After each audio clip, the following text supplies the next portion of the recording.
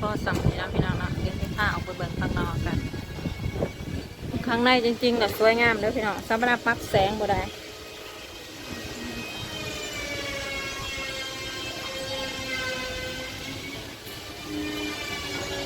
มาอย่างออมเบิ่ง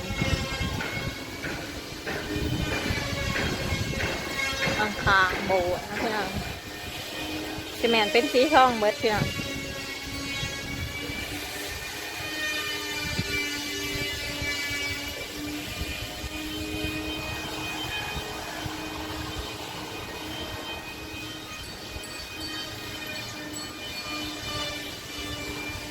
นี่พี่น้อง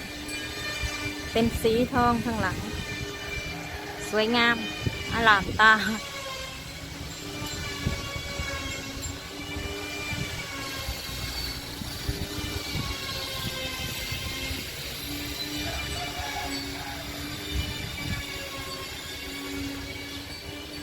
ข้างนอกก็จะเป็นประมาณนี้พี่น้องอยู่ต่อหนาทาหนามบางปะกงพี่น้องเนาะพออยู่ทางหนานี่เป็นแม่น้ำบางปะกงแต่ก็มาทำบุญวัดนี่ก็สามารถมาทางเรือก็ได้พี่น้องหรือแมนสิมาทางรถยนต์เนาะและนี่ที่สำคัญนะพี่น้องฐานที่ตั้งทัพของ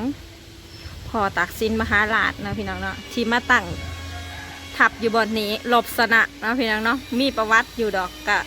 เข้าไปหาอ่านเบิ่งเด้อพี่น้องประวัติวัดปากน้ำโจโลเนาะพี่น้องเนาะ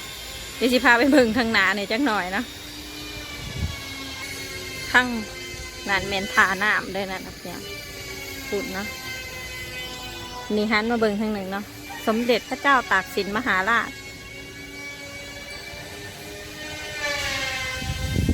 สวยงามอลามตาพี่น้ององค์สีทองมาเที่ยวก่อนยังโมมี่นี่นะเป็นเห็ดใหม่ขึ้นมาแวะเวียนมาเที่ยวมาชมกันได้เด้อพี่น้องเด้อแต่ก็สำหรับคนที่แบบว่าอยากถือศีลเนาะพี่น้องเนาะก็มาติดต่อหลวงพ่อในวัดนี้ก็ได้เจ้าอาวาสขึ้น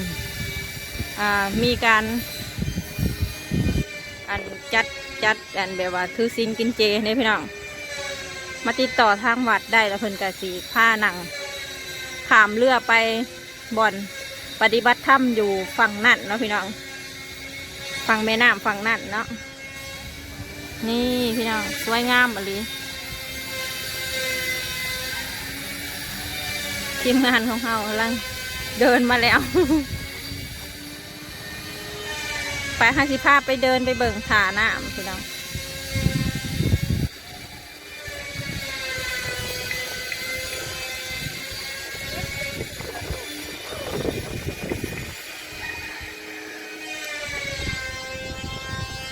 นี่ก็น้ำแมนฐาน้ำแล้วพี่น้อง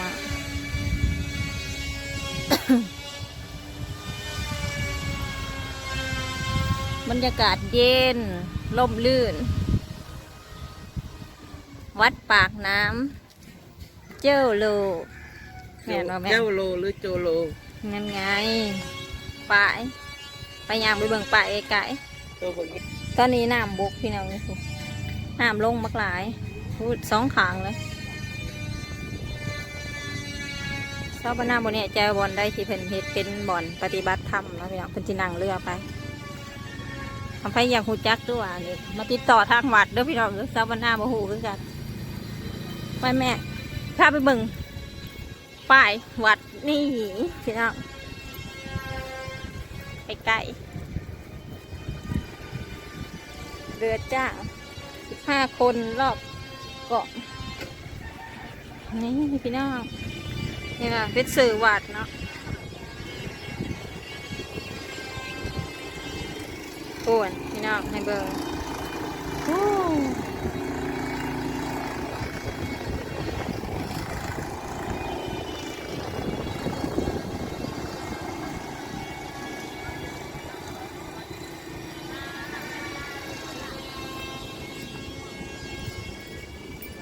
อ้าว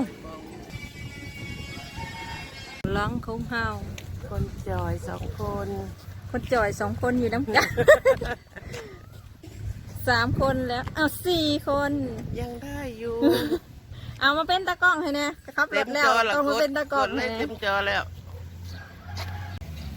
เอ้าเดี๋ยวตอนนี้เขาอยู่ท่าน้ำพี่น้องเย็นลมเย็นลมเย็น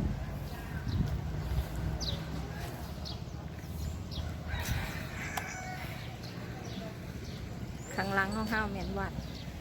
ฝนพี่น้องสีทองเหลืองอลามมาเที่ยวเด้อพี่น้องเด้อใครอยากเห็นค่ะมาเห็นของจริงสวยกว่าในรูปนะพี่น้องนะแต่ว่ามื้อนี้ตาบรรณามาเที่ยวเผื่อเลยเด้อพี่น้องขอพรเผื่อทุกคนแล้ว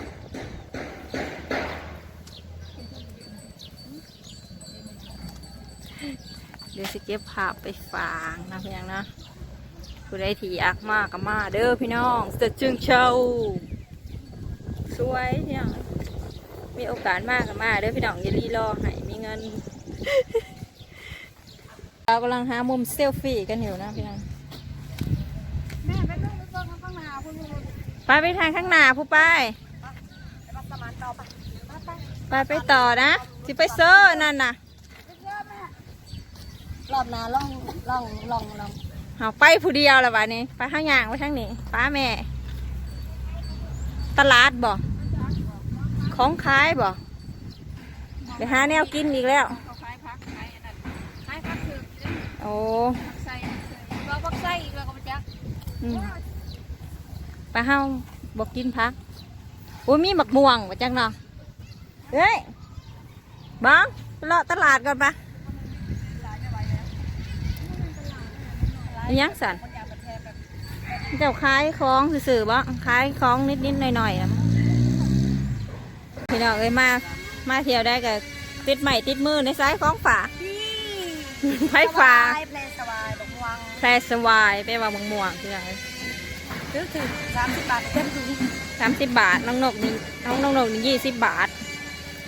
ไปวัดอันนั้นเข้ากันไปพี่น้อง เราวัดทะเลมาเขาวัดเอาวันนี้ ไปเด้อ2 แม่ลูกนะพี่รอเพื่อนด้วยพี่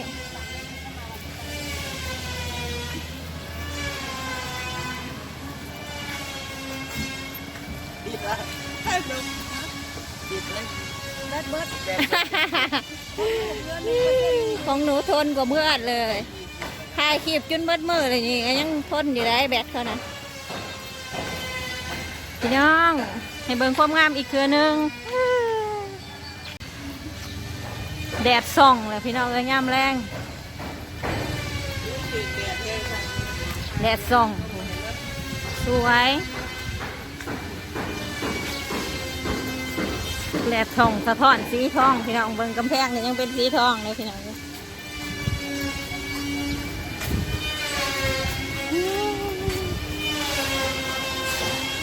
ถ้าก็อย่างอ้อมวัดในตอนนี้นะถ้าไปถ่ายรูปข้างหน้าโอ้ย2-3 คนนะบอกให้ยืนถ่ายรูปบนนี้นะห้องไว้เนี่ยประแดงยืนถ่ายรูปบนนี้งามเขาสิมาเซลฟี่กันบนนี้พี่น้องสวยเก็บไว้เป็นทีระลึกมาถ่ายรูปไปหน่อยพี่คุณเอาไปว่างคุณจ้ะว่างคุณง่วงๆนะไปหลุดน้อยโอ้ยสวยจริงๆเหมือนสวรรค์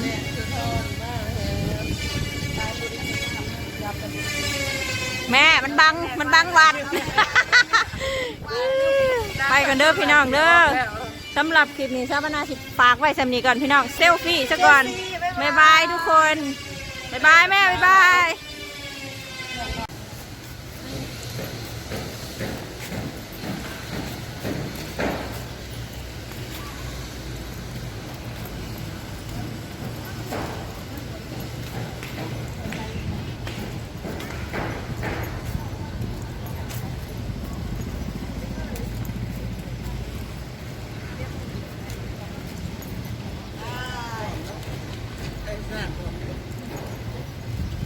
เอาอีกบอก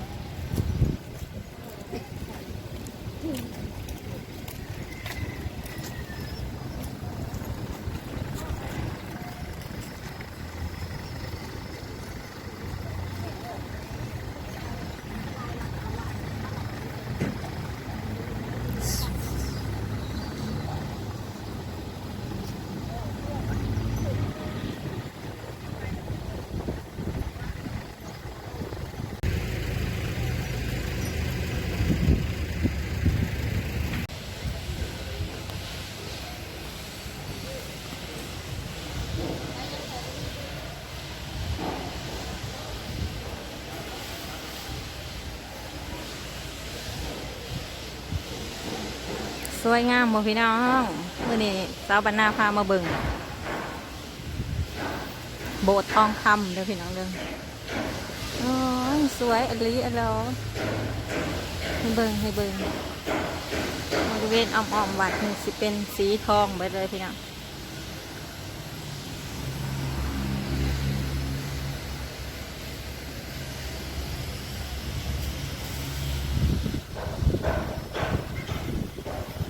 สีทองทั้งวัด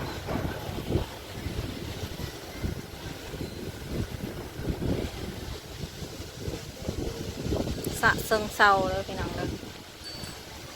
อยู่ใน8 ริ้วนี่แหละพี่น้องไปมากก็แวะเวียนมากราบมาไหว้สักการะบูชาเนาะพี่น้องอยู่ห่างใกล้จากวัดสมานบ่ไกลบันไดดอกพี่น้องเดี๋ยวเราจะพาเขาไปเบิ่งข้างในว่าสิเป็นจังใดเนาะ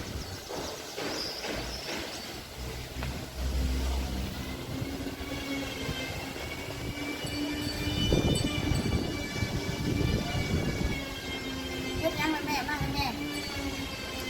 รอแป๊บหนึ่ง เล่นบ่ยายเข้า38อีเดียวนะเข้า38ต้อง38เนี่ยก้อน